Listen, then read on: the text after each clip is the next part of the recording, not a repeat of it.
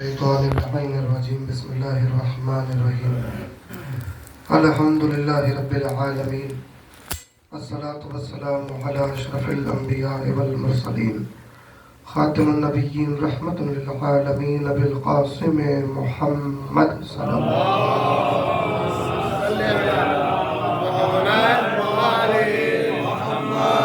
الصلاة والسلام على أهل بيته الطيبين الطاهرين المعصومين المظلومين ولعنة الله على أعدائهم أجمعين أما بعد فقد قال الله سبحانه وتعالى في محكم كتابه الكريم وقوله الحق بسم الله الرحمن الرحيم ربنا آتنا في الدنيا حسنة وفي الآخرة حسنة وقنا عذاب النار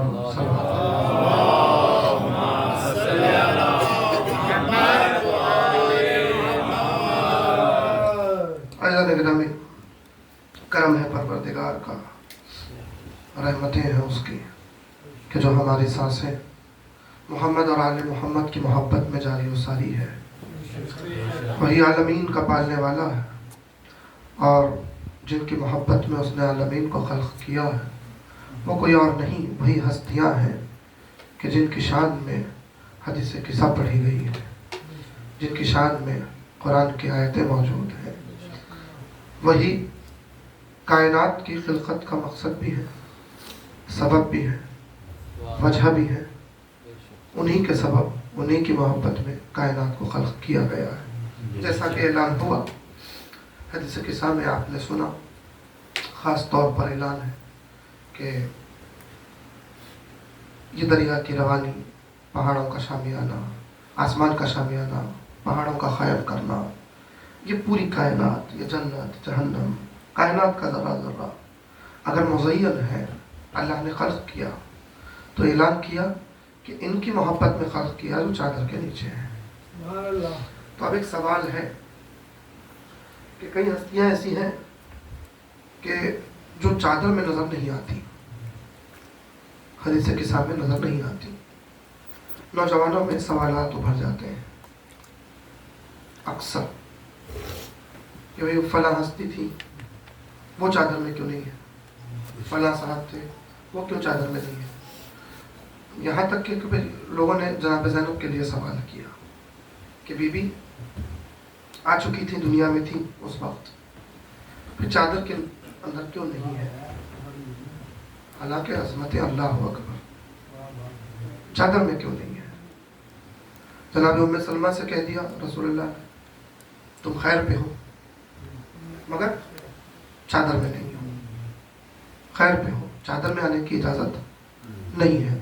لیکن دو چیزیں ہیں، ایک چادر کا واقعہ جسے آپ کہتے ہیں حدیث قصہ، قصہ کی حدیث، وہ واقعہ جو بیان ہو رہا ہے، جو آیہ تطہیر کی تفسیر ہے، آیہ تطہیر کی شان نزول واقعہ ہے کہ پنجتن جمع ہو گئے چادر کے نیچے۔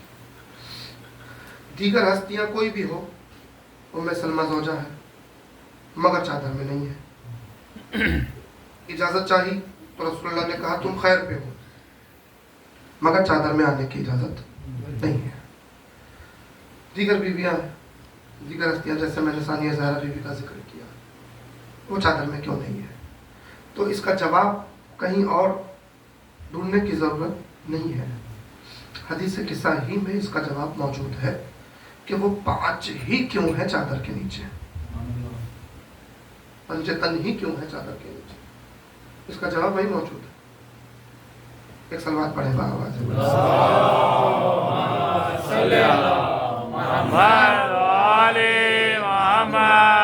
اس کا جواب موجود ہے اگر آپ غور کریں، انہی فکروں میں جواب موجود ہے۔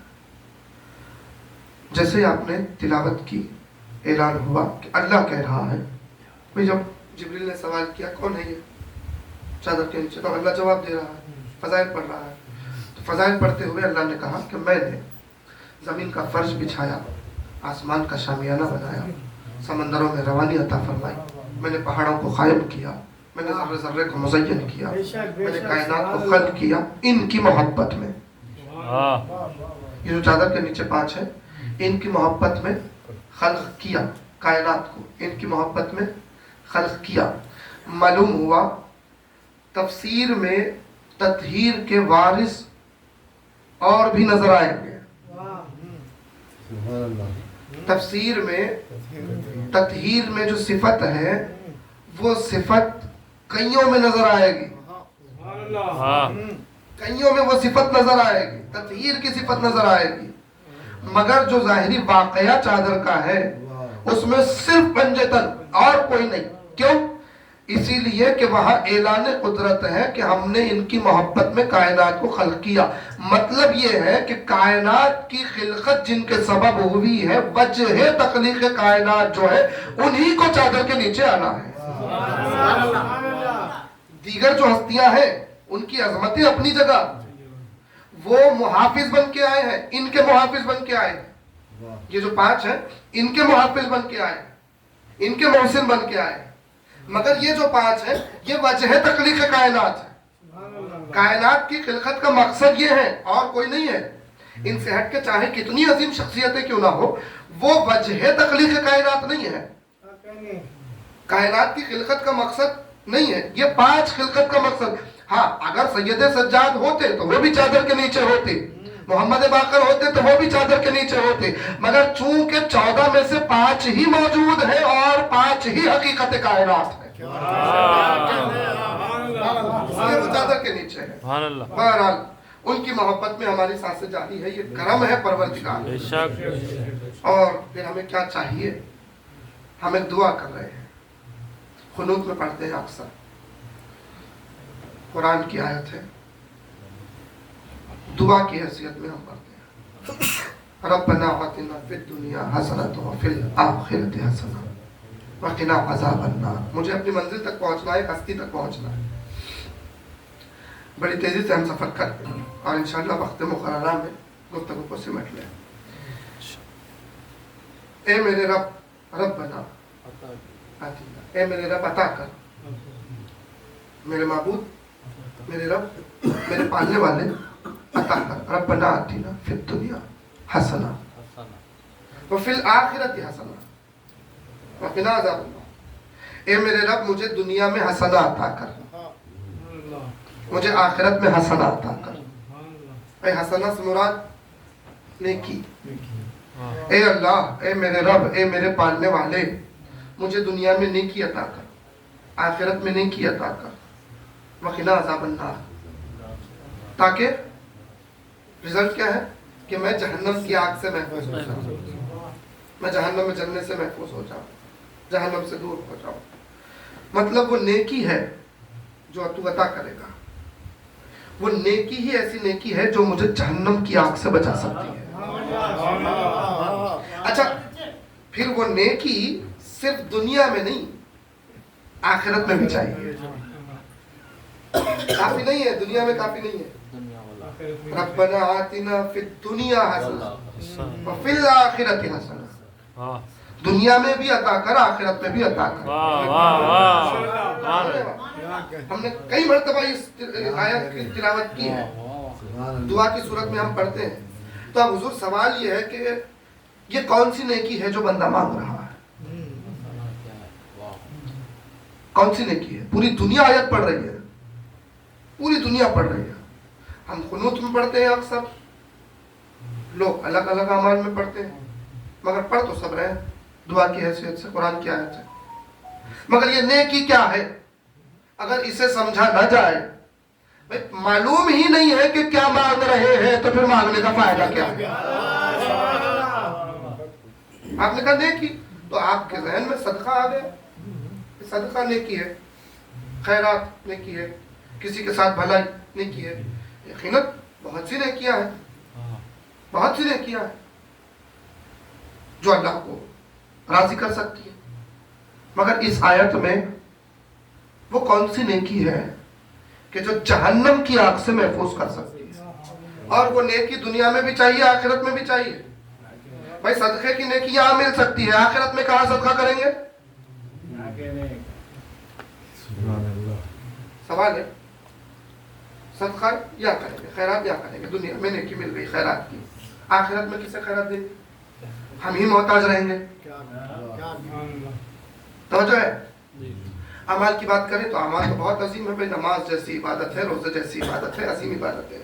نیکیاں اگر کہیں، نیکیاں یہاں کریں گے وہاں، لیکن کرشمہ قدرت کے کلام کا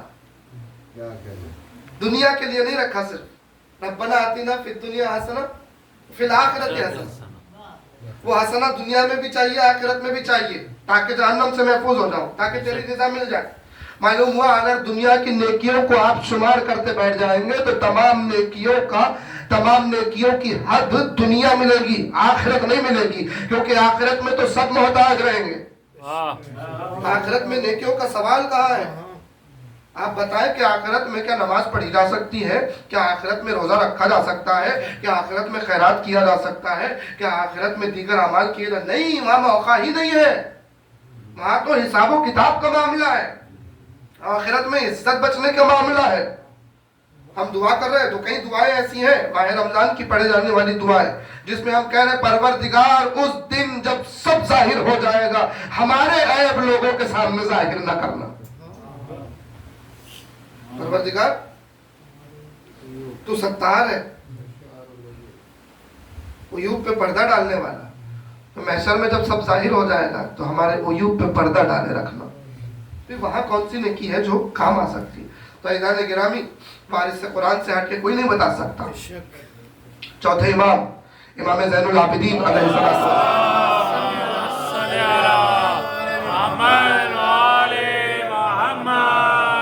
امام سے سائل نے سوال کیا اسی آیت کو پیش کر کے، فرزند رسول یہ کیا ہے؟ یہ کون سی نیکی کی بات ہو رہی ہے جو بندہ حکم خدا سے آیت کی شکل میں حکم خدا سے دنیا میں بھی مانگ رہا ہے، آخرت میں بھی مانگ رہا ہے، تاکہ وہ کامیاب ہو جائے، تاکہ جہنم کی آگ سے محفوظ ہو جائے۔ ربنا آتنا فی الدنیا حسنۃ وفی الآخرۃ حسنۃ وقنا عذاب النار۔ امام نے فرمایا، چوتھے امام نے اس آیت کی تفسیر میں، کہ اس آیت میں حسنہ کی جو حقیقت ہے، حسنہ سے مراد میرے جد علی ابن ابی طالب کی ولایت ہے اور کچھ نہیں ہے۔ پتا چلا اللہ دعا کے لحاظ سے مانگنے لگا رہا ہے کہ اے میرے رب مجھے دنیا میں بھی علی کی ولایت عطا فرما، آخرت میں بھی علی کی ولایت عطا فرما۔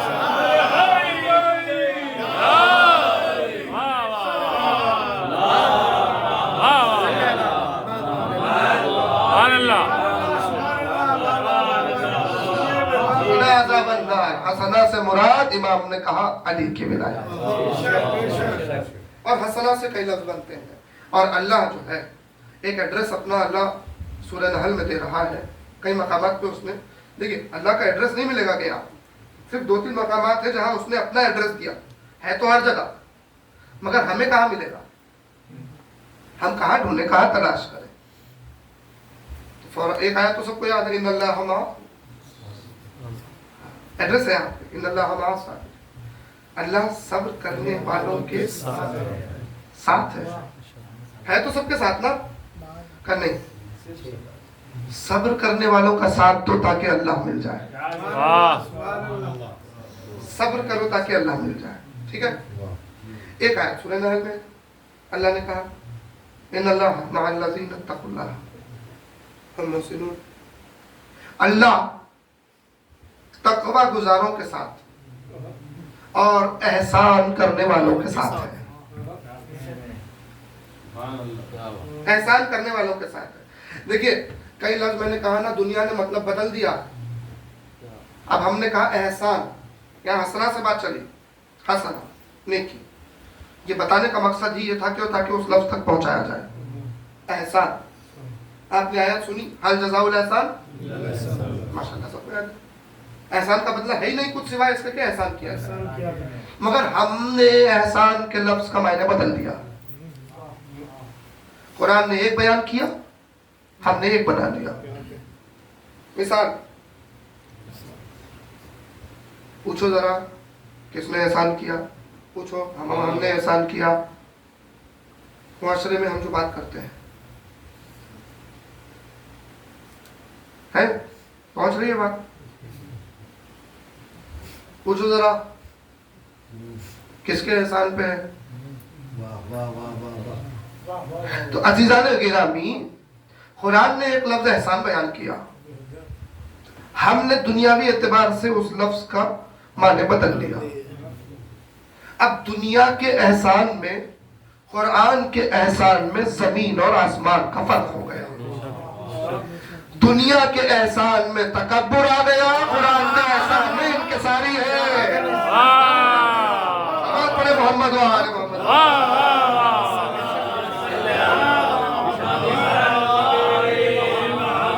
वरना उस आयत का क्या करेंगे आप, जहां अल्लाह कह रहा है कि ऐ बंदो, मेरे बंदो, अपने माँ बाप के साथ एहसान करो। अपने माँ बाप के साथ एहसान करो। तो क्या मतलब? हम हमारे माँ बाप पे एहसान कर रहे हैं भाई। देखिए, एहसान बदला, मायने बदल गया। कुरान क्या कह रहा है? एहसान करो माँ बाप के साथ, मतलब नेकी करो माँ बाप के साथ। वाह वाह वाह, नेकी करो, एहसान करो एक दूसरे का। अल्लाह मोहसिनों को चाहता है। सुना है मोहसिन? मोहसिनून का जिक्र बार बार आया। एहसान कहा। कई मकामात पे अल्लाह ने कहा कि अल्लाह मोहसिन बंदों को दोस्त रखता है। नाम के लिहाज से नहीं, उनको मत देखे, हर एक को मोहसिन बनना होगा। एक दूसरे का सहारा बनना होगा। ईमान वालों को एक दूसरे का एहसान मंद बनना होगा। दुनिया वाला एहसान नहीं, कुरान वाला एहसान बनना होगा, ताकि अल्लाह राजी हो जाए। एक दूसरे से एहसान करना होगा, और एहसान से मुराद नेकी करना होगा। और नेकी की हकीकत विलायत अली है। यानी नेकी करो तो बराए विलायत अली करो। अली की विलायत के लिए नेकी करो। एहसान मंदों को अल्लाह पसंद रखता है। जब सोचे दुनिया में, जब एक अली वाले के साथ कोई नेकी करता है, कोई अली वाला नेकी, अरे कोई गैर भी अगर वो अली वाले के साथ नेकी कर दे, अली वाला तो छोड़िए, कोई गैर भी अगर एहसान करे कोई अली वाले के साथ, तो अल्लाह उसके अजाब में कमी कर देता है। समझ रहे बात? उसके अजाब में क्यों? क्योंकि उसने एक अली वाले के साथ एहसान किया। तो सोचिए, जब एक अली वाला ही अली वाले के साथ एहसान करेगा, तो फिर उसका रुतबा, उसका स्टेटस, उसका मकाम परवरदिगार के नजदीक क्या होगा? अंदाजा लगे। अब मैं जुमला कहने जा रहा हूं। जब एक आम मोमिन के साथ एहसान करेगा, मोहसिन बनेगा कुरान के मुताबिक, तो उसका रुतबा ये है कि अंबिया उसके हक में दुआ करते हैं, मलाइका उसके हक में दुआ करते हैं, अल्लाह उसको दर्जात बुलंद करता है, अल्लाह उसको स्टेटस अता करता है, पेश इलाही उसका स्टेटस बढ़ जाता है। तो सोचिए उस हस्ती का क्या मकाम होगा कि जो दुनिया में कोई आम मोमिन के लिए नहीं, बल्कि सरदार अंबिया के लिए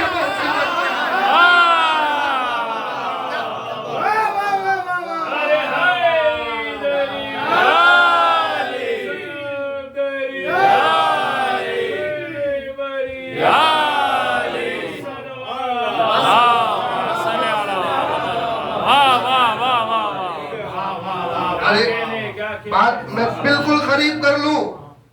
1,24,000 का एहतमाम हुआ। आखिरी में हमारा नबी आया, हमारे नबी ने पैगामात पहुंचाए। पैगामात पहुंचाते पहुंचाते ज़र्फ को आला करते गए, ज़र्फों को लोगों के आला करते गए, बढ़ाते गए, बुलंद करते गए, ताकि सबसे अहम पैगाम पहुंचा दे। और वहां ऐलान हुआ, ए नबी, हमने जो पहुंचाया था वो पहुंचा दो, ये नहीं पहुंचाया तो कुछ नहीं पहुंचाया। अली की विलायत का ऐलान नहीं किया तो पूरा इस्लाम धड़े का धड़ा, कुछ नहीं बचेगा। ये पहुंचा दो जो हमने पहुंचाया था। यानी हमने तुम्हें ये पैगाम पहले ही पहुंचा दिया। खुदा जाने कब पहुंचाया था, कब पहुंचाया था, खुदा जाने रसूल जाने, मगर कहा अब मकाम आ गया है पहुंचाने का। तो सोचिएगा कि जिस अली की विलायत में मुकम्मल कायनात दीन की सिमट जाए, उस अली की विलायत का पैगाम पहुंचाने के लिए अल्लाह ने जिसे मबऊस बरिसालत किया और कहा ये नहीं पहुंचाया तो कुछ नहीं पहुंचाया, वो रसूल कह रहा है कि हर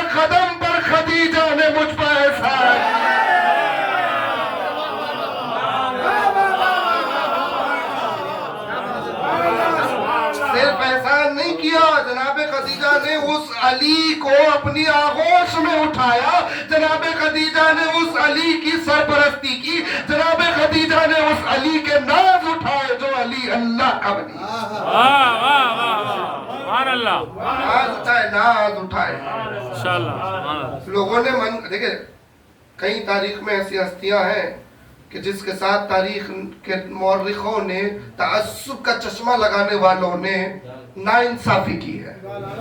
اس میں یہ ایک بی بی ہے، اس میں یہ ایک شہزادی ہے جس کی شب شہادت ہے۔ ناانصافی کی تاریخ نے، کیا کیا ناانصافی کی، کہاں کہاں سے روایتیں گڑتی گئی، ہمارے اندر تک آ گئی۔ کسی سے پوچھے کہ جب شادی ہوئی تو کیا ایج تھی، سب کہیں گے 40 سال، اور پھر سٹیٹس کیا تھا تو لوگ کہیں گے بیوہ تھی۔ عزیزان گرامی، یہ جھوٹی روایتیں ہیں جو بی بی کی شان گھٹانے کے لیے کہی گئی ہے، ہمارے اندر تک آ گئی ہیں۔ تحقیق چاہیے، فکر چاہیے۔ بھئی بی بی جب دنیا سے گزری 10 رمضان، تو گزرنے کی جو حیات لکھی شعب ابو طالب کے 4 سال بعد، بی بی کی جو حیات گزرنے کی لکھی گئی وہ ہے 65، 65، 66، 65 آس پاس ایسے لکھی گئی ہے۔ بہت اختلاف ہے شہزادی کے لیے، مگر آپ غور کریں، کیلکولیشن کریں۔ 23 سال کی رسالت رسول اللہ کی، 40 سال قبل رسالت، کتنے ہو گئے؟ 63۔ اب اگر کہیں کہ 15-20 سال بڑی تھی تو پھر بی بی کی شہادت کے وقت ایج کتنی ہونی چاہیے؟ 65 کے 10 سال بعد 40، 50، یعنی رسول اللہ 50 کے ہیں، تاریخ نے لکھا بی بی 65 کی تھی۔ غلط، بالکل غلط، اور کہانیاں گڑھی گئی بی بی کی شان گھٹانے کے لیے۔ اگر آپ تاریخ میں غور کریں گے تو پتہ چلے گا کہ بڑی نہیں تھی شہزادی رسول اللہ سے، بی بی کی شان میں گستاخی کی گئی ہے، بیوہ نہیں تھی شہزادی۔ جناب خدیجہ بنت خویلد بن ابن اسد، اور ان کی چوتھی پشت جاتی ہے قریش میں جناب قصی تک، اور رسول اللہ کی پشت جاتی ہے قصی تک، یعنی دونوں کے جد ہیں قصی، ایک ہی قبیلے سے دونوں، الگ الگ شاخ ہیں۔ یہ اور بات ہے کہ جناب خویلد جو تھے بہت امیر، بہت امیر۔ معاملہ یہ تھا کہ جناب خویلد کی عادت تھی، ان کا کردار تھا کہ وہ یتیموں کو سہارا دے دیتے تھے، جس کا کوئی نہیں ہوتا تھا اسے اپنا نام دے کے اپنی پرورش میں لے لیتے تھے۔ پلے ہوئے بہت تھے، بہت پلے ہوئے تھے۔ اس میں ایک بی بی تھی حالہ، منہ بولی بیٹی، حالہ کا عقد ہوا ایک شخص کے ساتھ۔ وہ جو شخص کے ساتھ عقد ہوا، اس شخص کی پہلی بیوی مر چکی تھی اور اس کو 3 بیٹیاں تھیں۔ جیسے حالہ کا عقد ہوا، وہ تینوں بیٹیاں حالہ کے زیر پرورش آ گئی۔ حالہ کون تھی؟ وہ بیبیاں جس کو جناب خویلد نے پالا تھا، ان میں ایک تھی۔ وہ شوہر کی پہلی زوجہ سے جو 3 بیٹیاں تھیں وہ ان کی پرورش میں آ گئی۔ کچھ عرصہ گزرا، ان کے شوہر دنیا سے گزر گئے، اب یہ رہ گئی، وہ 3 بیٹیاں رہ گئی۔ یہاں رسول اللہ کا عہد جناب خدیجہ سے ہوا۔ وہ بے سہارا تھی، وہ 3 بچیاں بے سہارا تھیں۔ جناب خدیجہ بھی اس اپنے باپ کے اس عمل کو جاری رکھے ہوئے تھی کہ کئی لوگوں کو سہارا دیے ہوئے تھی، کئی لوگوں کو پالے ہوئے تھی، کئی لوگوں کو سہارا احسان کرتی تھی شہزادی۔ حالہ 3 بیٹیوں کے ساتھ جناب خدیجہ کے پاس آ گئی کہ میں بے سہارا، بی بی نے سہارا دیا ان بچیوں کو بھی، ہر کو بھی۔ تو اب چونکہ سرکار سے عقد ہو چکا تھا، وہ 3 بیٹیاں जो वहाँ की थी, परवरिश में आई। तो अब मुअर्रिखों ने उन 3 बेटियों को रसूल अल्लाह और जनाब खदीजा की बेटियां लिख दी। उसके बाद में जब जनाब ज़हरा हुई तो फिर चौथी बेटी जनाब ज़हरा को लिखा। ये है असल कॉन्सेप्ट कि उन बेटियों का, वो 3 बेटियां और कहाँ से, ऐसा। बहरहाल मैं तफसील में जाना नहीं चाहता, मगर इतना अर्ज, लोगों ने जनाब खदीजा का भी शरीक बनाया कि कई भाई थे, कई बहनें थीं, कोई नहीं था, सब पाले हुए थे, जितने थे सब पाले हुए थे, सहारा दिए हुए थे। दलील ये है चाहे जनाब खदीजा की वहदत हो या जनाब फातिमा ज़हरा की वहदत हो, या जनाब खदीजा की एकताई हो या जनाब फातिमा ज़हरा की एकताई हो, दलील ये है कि जनाब खुवैलद की जितनी प्रॉपर्टी थी, जितनी मिल्कियत थी, जितनी दौलत थी, वो सब के सब बिला किसी की शिरकत के जनाब खदीजा की विरासत में आई।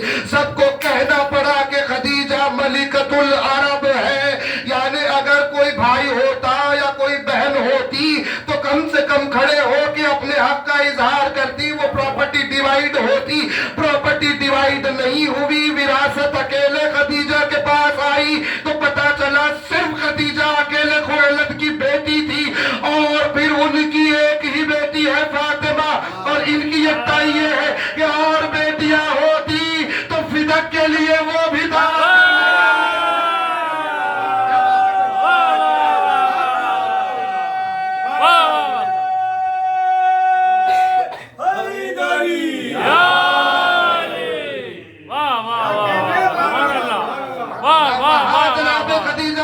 शरीक मिला नहीं, यहाँ फातिमा का कोई शरीक मिला।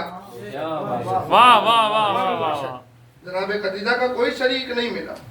मलिकतुल अरब बीबी की दौलत पे अगर तबसरा करने बैठ जाए हम, तो वक्त पे वक्त निकल जाए, बीबी की दौलत का शुमार ना हो। बीबी के नाखे, बीबी की तिजारत का माल, बीबी के तमाम मिल्कियतें, मलिकतुल अरब, किसी को नहीं कहा गया मलिकतुल अरब। हुजूर, मलिकतुल अरब होते हुए उम्मुल मोमिनीन होना कमाल है। लोगों ने न जाने किस किस को उम्मुल मोमिनीन बना लिया है, मगर तारीख इस्लाम की सबसे पहली और हकीकी कोई उम्मुल मोमिनीन है तो वो सिर्फ और सिर्फ जनाब खदीजतुल कुबरा। सिर्फ जनाब खदीजतुल कुबरा। माँ का मतलब है पालने वाली। जुमला अर्ज करो, गौर सुनिएगा। माँ का मतलब क्या है, का मतलब क्या होता है? माँ को पालने वाली, परवरिश करने वाली, परवरिश करने वाली। अल्लाह अकबर। न जाने लोगों ने कैसे कैसे को उम्मुल मोमिनीन बना लिया, जिसका खुद का कोई ठिकाना नहीं, जिसके पास जमीन भी है तो कब्जे की है।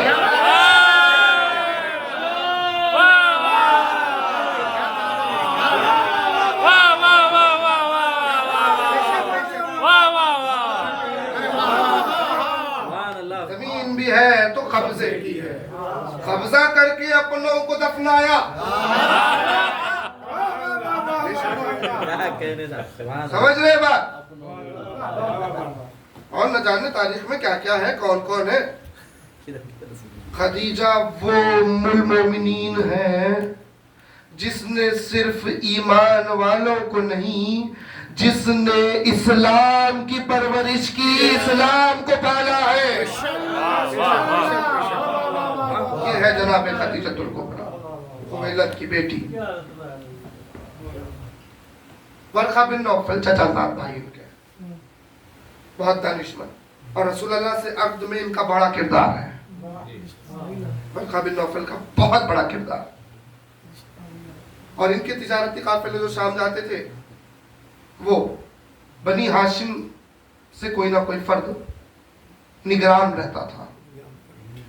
قافلوں میں جب تجارتی قافلے جاتے تھے تو کوئی ڈاکو، کوئی گنڈے، کوئی چور لوٹ نہ لے سامان، اسی لیے بنی ہاشم کے افراد میں سے کسی ایک کو نگہبان بنایا جاتا تھا.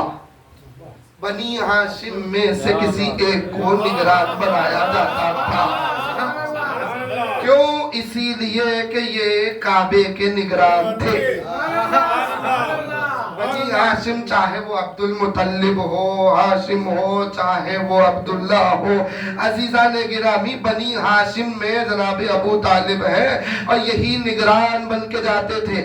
معلوم ہوا صرف بنی ہاشم نظر آئے تاریخ میں کہ جہاں جس سے وقت کے لوگوں کو، ڈاکوؤں کو، چوروں کو خوف ہوتا تھا، تو معلوم ہوا بنی ہاشم وہ ہے کہ جو صرف اس وقت نہیں، آج تک کے چور ڈاکو جو اسلام میں چور، ان کو اگر گھبراہٹ ہے تو بنی ہاشم سے گھبراہٹ.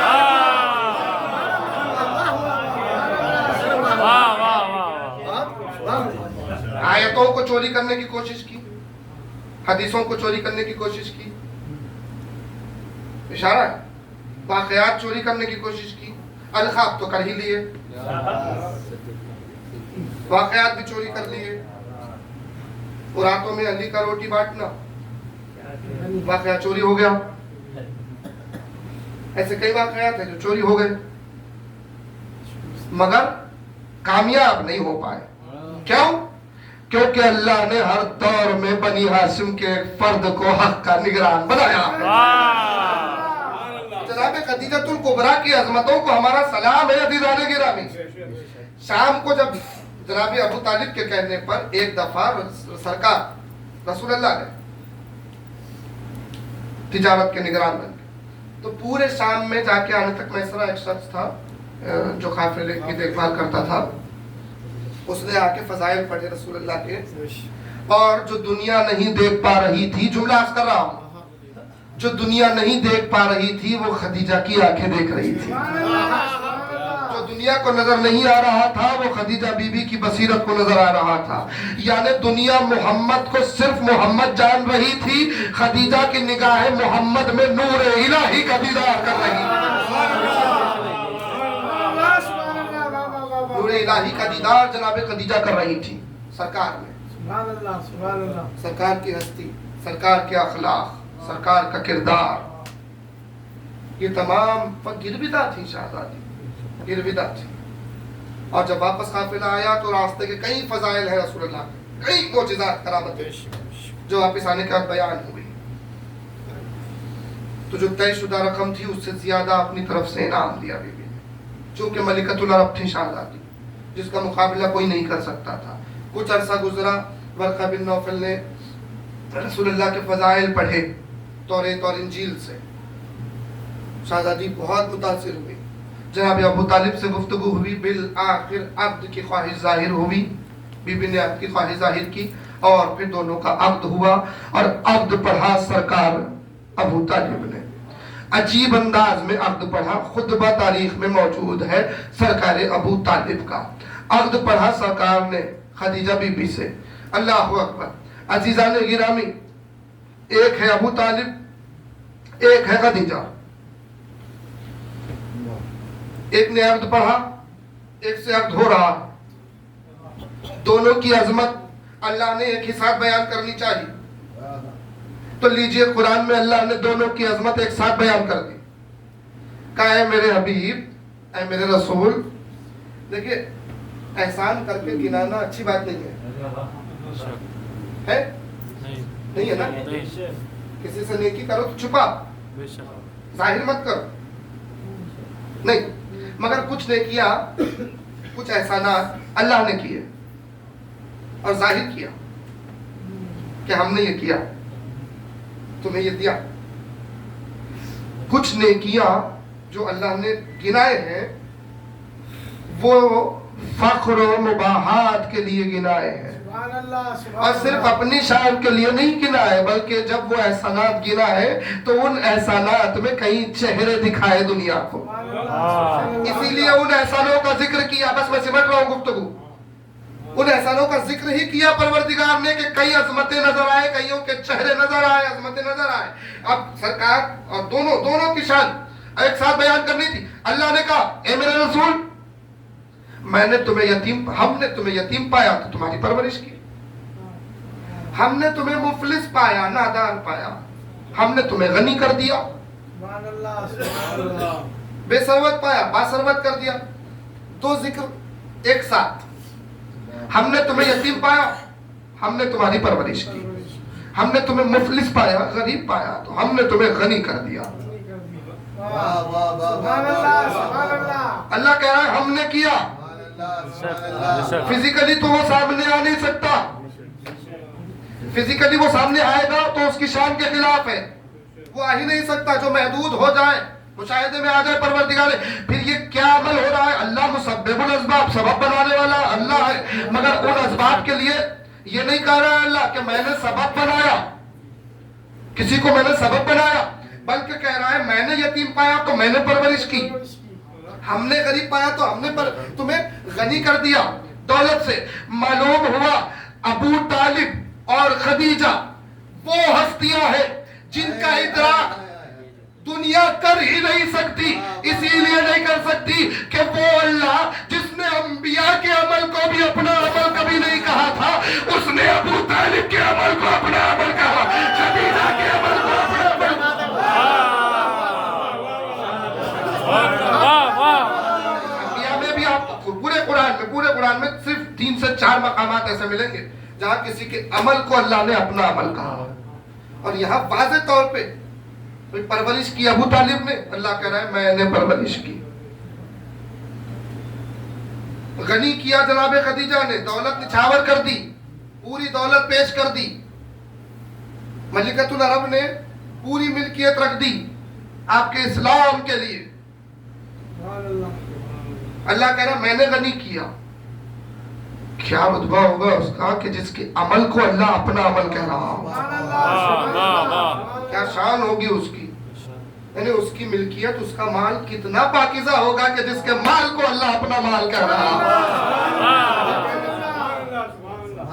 وہ کتنا حلال ہوگا, کتنا پاکیزہ ہوگا کہ جس کے مال کو اللہ اپنا مال کہہ رہا ہو.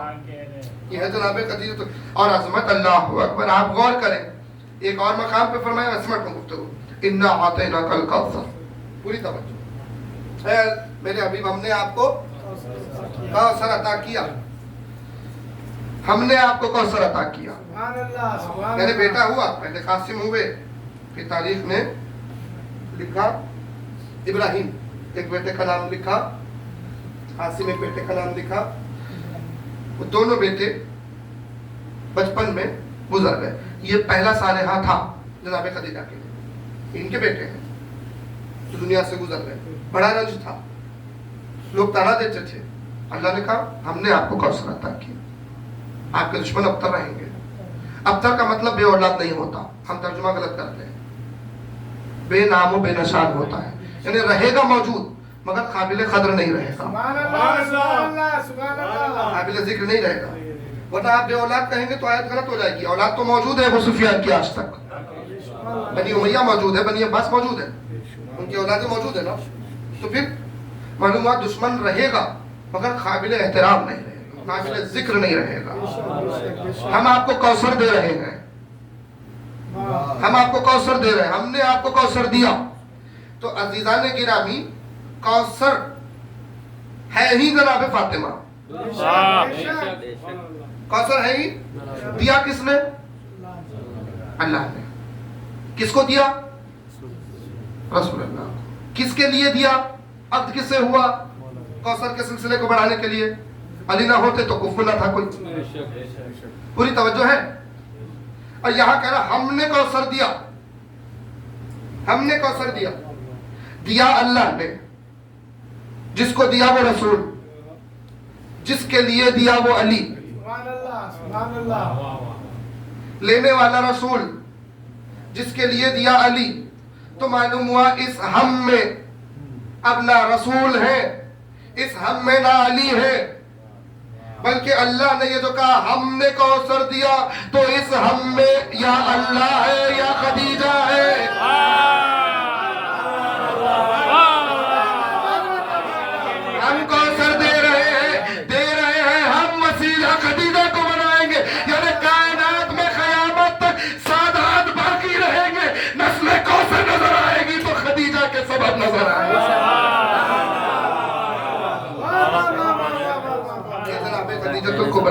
عظمت، ایک اور عظمت سن لیجیے گا، بس میں سمٹ لوں گفتگو کا، غور کریں آپ.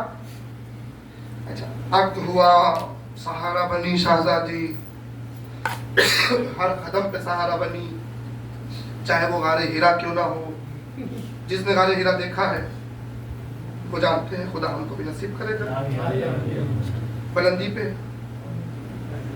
اس بلندی پر رسول اللہ کے لیے کھانا لے جانے والی خدیجہ ہے. ملکۃ العرب، مگر ان کے ساری کیا ہے؟ رسول کے لیے. اس غار میں کھانا لے جا رہے ہیں رسول اللہ کے لیے. اور شان دیکھیے، تاریخ میں لکھا جب وحی آئی، جبریل آئے پہلی مرتبہ، خدیجہ بی بی موجود ہے. کیا بات ہے، سبحان اللہ سبحان اللہ. اور شان کیا ہے؟ چوتھے امام نے دربار شام میں، حسین نے کربلا میں خطبہ دیتے ہوئے جملہ کہا، سنو خدیجہ ہم میں سے ہے. سبحان اللہ سبحان اللہ. ہم میں سے ہے خدیجہ. زیارت پڑھ رہے ہیں آپ، زیارت میں حسین کی آج تک بیوی کا نام موجود ہے. السلام علیکم یا ابن خدیجہ الکبریٰ، اے خدیجہ کے بیٹے آپ پہ سلام ہو. سبحان اللہ سبحان اللہ. سمجھ رہے بات؟ چوتھے امام نے کہا خدیجہ ہم میں سے ہے. عاشور کے دن حسین نے خطبہ دیتے ہوئے جملہ کہا، لوگوں سنو، میری جدہ ہے خدیجہ الکبریٰ، جو مسلمانوں میں پہلی خاتون ہے. کیا کہتے ہیں، سبحان اللہ. نے گواہی دی، ہاں بالکل، مسلمانوں میں خدیجہ سب سے اول خواتین میں. ایک علی، ایک خدیجہ، دو ہی نظر آئیں گے آپ. بے شک بے شک بے شک. وحی کے وقت بھی سامنے موجود. وحی نازل ہو رہی ہے، رسول پہ ترجمان بن رہی ہے خدیجہ. وحی نازل ہو رہی ہے، رسول پہ گواہ بن رہی ہے خدیجہ. صرف یہی نہیں ہے، اب ایک فضیلت بڑی عجیب نظر آئی عزیزان گرامی. امام محمد باقر علیہ السلام نے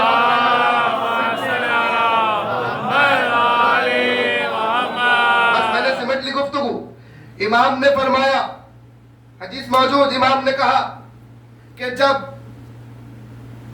اللہ ہمارے جد کو لے گیا مسجد حرام سے اقصی، وہاں سے پھر معراج لے گیا، تو جہاں سے لے گیا وہ تھا ہماری جدہ خدیجہ کا گھر. سبحان اللہ. معراج پہ پہنچے، واپس آئے، تو جہاں واپس آئے خدیجہ بی بی کا گھر. معلوم ہوا یہ ام المومنین وہ ہے کہ نبی کی معراج کا آغاز بھی خدیجہ، انجام بھی خدیجہ. سلوات پڑھے محمد.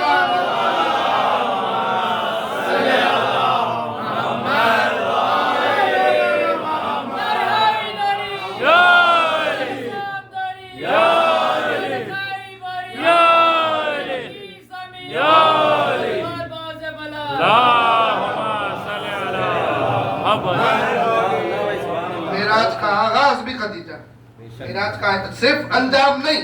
دلیل کیا ہے؟ جیسے ہی معراج سے واپس آئے، خدیجہ بی بی سے معراج بیان کی. سبحان اللہ. معراج بیان کرتے ہوئے کہا، اے خدیجہ، اللہ اور جبریل آپ کو سلام کہہ رہے ہیں. معلوم ہوا معراج پہ جا کے آنے کے بعد خدیجہ کو سلام پہنچایا اللہ کا رسول نے. معلوم ہوا یہ صرف سلام نہیں پہنچایا بلکہ مقصد معراج بتا رہے ہیں. خدیجہ کو سلام کر کے یہ صرف سلام نہیں، اس سلام میں کوثر پوشی ہے.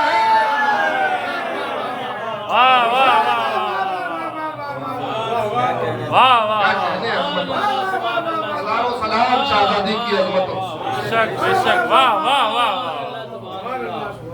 بی بی رسول اللہ نے کہا، اس سے بڑا کیا ہوگا؟ رسول اللہ کہہ رہے ہیں خدیجہ کا وجود میرے لیے باعث سکون ہے. واہ واہ واہ. وجود خدیجہ میرے لیے باعث سکون ہے. محسن نقوی شہید نے کئی کلام تو شعراء نے کہے ہیں. بھائی میں اختتام پذیر ہو چکا، بس ایک دو چار منٹ دیں، میں پانچ پہنچانا چاہتا تھا. کئی کلام جناب خدیجہ پہ کہے گئے، مگر ہمارے اہل بیت محسن نقوی شہید نے عجیب انداز میں ایک مسدس کہا میں 2 بند پیش کرنا چاہوں گا چونکہ بیوی سے منسوب شب ہے. کہتے ہیں سنیے گا ایک ایک لفظ میں تشریح نہیں کروں گا الفاظ کے, سنیے گا.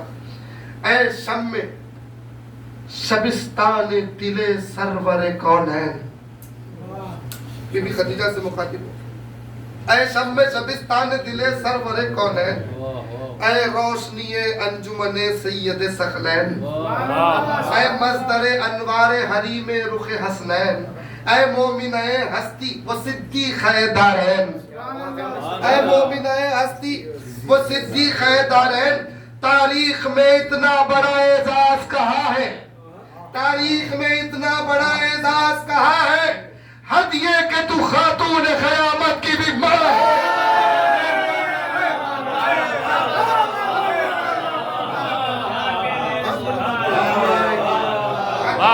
خاتون قیامت کی بھی ماں ہے.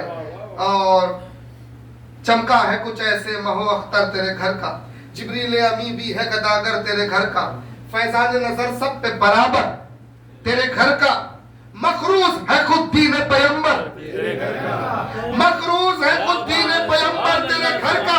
اب کون کیسے سنے خدا جانے. مقروض ہے خود دین پیمبر تیرے گھر کا. میں سوچتا رہتا ہوں کہ تو کون ہے کیا ہے, میں سوچتا رہتا ہوں کہ تو کون ہے کیا ہے. بی بی تیرا داماد نصیری کا خدا ہے.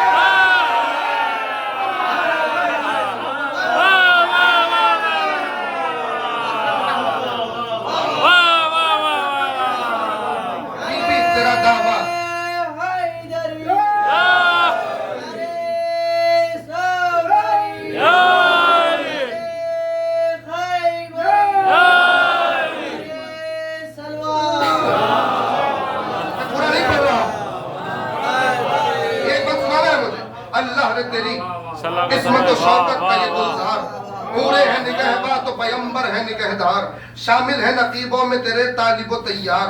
بچے ہیں کہ جنت کے جوانوں کے ہیں سردار, بچے ہیں کہ جنت کے جوانوں کے ہیں سردار.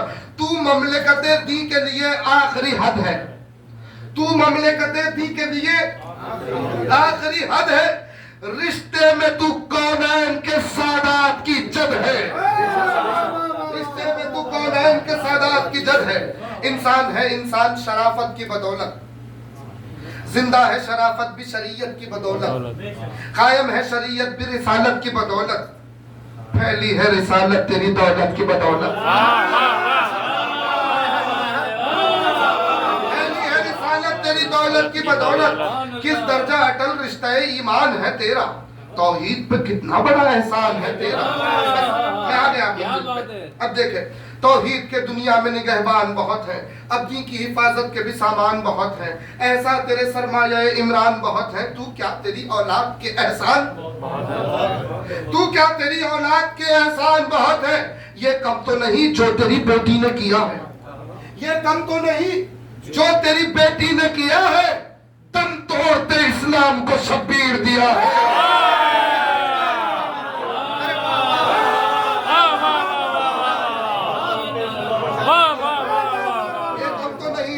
بیٹی نے کیا ہے, دم توڑتے اسلام کو شبیر دیا.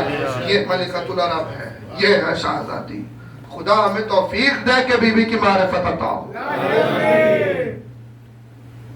جسے جملہ کہہ رہا ہوں مصائب سے پہلے, قبل اسلام جسے بطول کہا گیا وہ خدیجہ. سبحان اللہ سبحان اللہ. ابھی اس جملے کی تشریح میں نہیں جانا چاہتا. بطول کہتے کس کو ہے, ایک جملہ سن لیجئے. ہر طرح کی نجاست سے پاک خاتون کو بطول کہتے ہیں. جو قبل فاطمہ بطول کہلائے اسے خدیجہ کہتے ہیں. جو قبل فاطمہ صدیقہ کہلائے اسے خدیجہ کہتے ہیں. اللہ اکبر. عزیزان گرامی, بی بی کی عظمتوں کا ادراک نہیں ہو سکتا. ملکۃ العرب جس کے پاس دولت کی کوئی کمی نہیں ہے, وہ شعبہ ابو طالب میں فاخر کر رہی ہے. اس کے پاس پہننے کے لیے لباس نہیں ہے, پرانے لباس موجود ہے.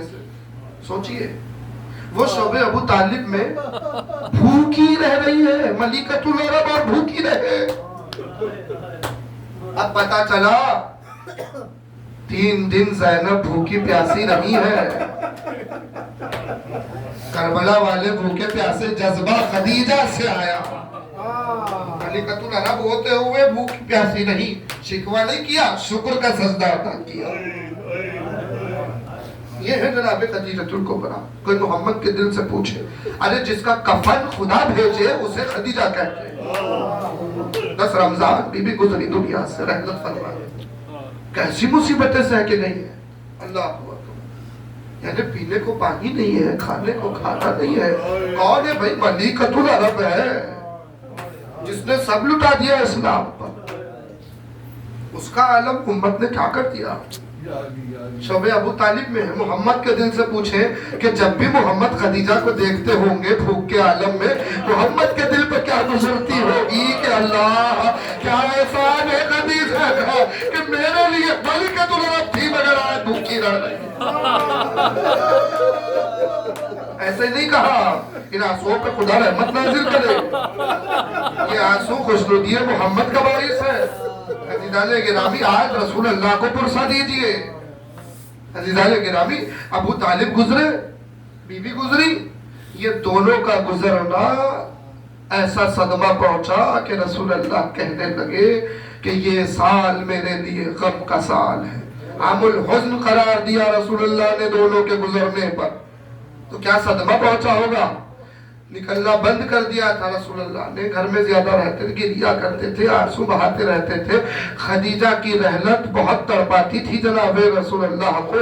खदीजा से दूरी, खदीजा की फुरकत, जनाब खदीजा की फुरकत रसूल अल्लाह के दिल पे शाख थी।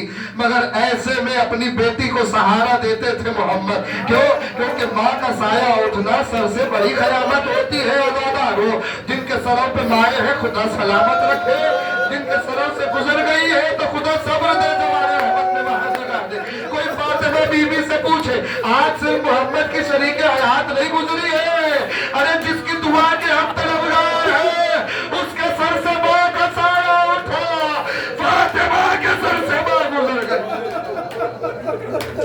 अल्लाहु अकबर, अल्लाहु अकबर।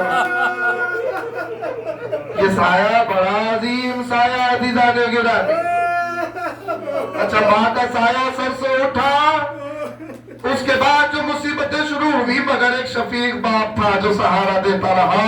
मगर जैसे ही उस बाप का साया भी उठ गया, अब उम्मत ने क्या हाल कर दिया, ना माँ रही ना बाप। अब उम्मत ने मलिकतुल अरब की बेटी को दरबार में खड़ा कर दिया। अल्लाह, जिसकी माँ मलिकतुल अरब थी, वो अपना हक मांगने के लिए खदीजा की बेटी दरबार में खड़ी हुई है। सिद्दीक़ा की बेटी दरबार में खड़ी हुई है। क्या गुजरती होगी शहजादी के दिल पर। अज़ीज़ाने गिरामी, उम्मत ने उस बीबी का क्या आलम कर दिया कि अल्लाह अकबर, हाथ पहलू शिकस्ता कर दिया बीबी का। 18 साल में ज़ईफ़ कर दिया शहजादी को, और फिर होते होते दम तोड़ते इस्लाम को शब्बीर दिया। ये खदीजा की औलाद है जो करबला में कट रही है। ये खदीजा की औलाद है जो करबला में खून बहा रही है। ये खदीजा की औलाद है जो करबला में भूखी प्यासी है। ये खदीजा का बेटा है जो हाथों पे असगर का लाश लेकर चल रहा है। ए मेरे शिया, मैंने मजलिस तमाम की है, शहजादी पुरुषा कबूल करे हमारा जुमला सुन ले। महशर का मैदान, मासूम कहते हैं महशर का मैदान होगा, अंबिया की निगाहें नीची रहेंगी, रसूल ताज़ीम के लिए खड़े हो जाएंगे। कौन आएंगी? फातिमा आएंगी, अब्बास के हाथों को लिए हुए, और उन हाथों के साथ फातिमा की आगोश में एक छोटा सा लाशा होगा, अली असगर का लाशा होगा। यानी शिकस्ता हाथों पर एक लाशे को लेकर कह रही होगी, परवरदिगार, ये मेरा खुदा जाने आप, मैं जिक्र तमाम कर चुका। रिवायत का अगला फिक्रा एक सुन ले। جب تنہائی میں یاد آئے شہزادی کو فرصت دے لیجیے. روایت نے کہا جناب زہرا کے ہاتھوں پہ ابھی علی اصغر کا لاشا ہوگا. جناب زہرا فریاد کر رہی ہوگی کہ زہرا کے پہلو میں جناب خدیجہ آگے بڑھے گی. خدیجہ کے ہاتھوں پر بھی ایک لاشا ہوگا. یہ کون سا لاشا ہے؟ خدیجہ کہے گی اللہ یہ میرا موسی ہے. یہ فاطمہ کا بیٹا میرا نواز تھا جسے دنیا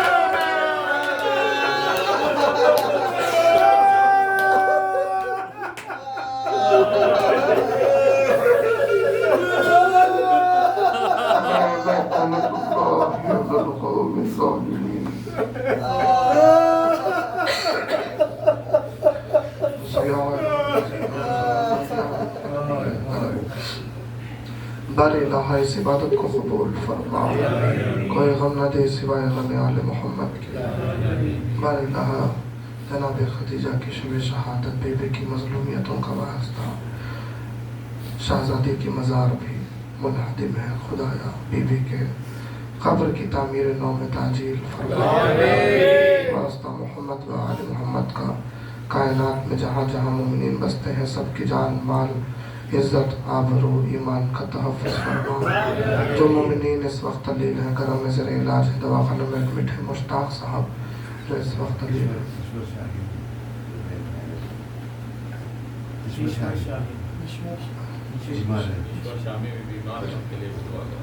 جن کے لیے دعا کے لیے کہا جا رہا ہے. خدایا جو اس وقت علیل ہیں گھروں میں زیر علاج ہے دواخانوں میں ایڈمٹ ہے ان سب کو شفا کامل و عاجلہ عطا فرما. کوئی بھی مومن کسی بھی زاویے سے اگر پریشان ہے خدایا بی بی خدیجہ کی عظمتوں کا واسطہ اس مومن کی پریشانی کو دور فرما. واسطہ محمد و آل محمد کا ہماری توفیقات میں اضافہ فرما. ہمارا خاتمہ ایمان پہ فرما. منتخب کربلا ایمان کے ظہور میں تعجیل فرما.